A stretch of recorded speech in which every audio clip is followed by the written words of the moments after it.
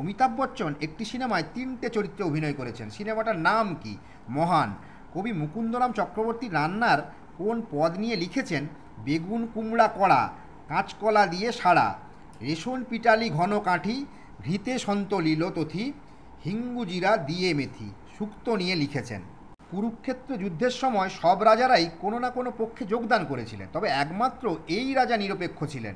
তিনি জানান যুদ্ধে ব্যস্ত দুপক্ষকেই তিনি খাবার সরবরাহ করবেন। কোনো দিনই খাবার কম পড়ে না, আবার বেশিও হয় না।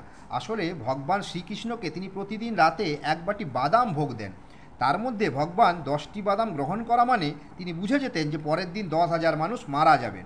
সেই অনুযায়ী তিনি পরের দিন খাবার তৈরি করতেন। এই রাজার নাম কি? রাজা উদুপি। অভিনেতা জীবন, এর আসল নাম অমরনাথ ধর, বলিউডে ভিলেন হিসাবেই পরিচিত। এর অভিনেতা পুত্র কিরণ কুমার। অভিনেতা জীবন একটি চরিত্রে 60 বার অভিনয় করে রেকর্ড করেন। কোন চরিত্রে? নারদ।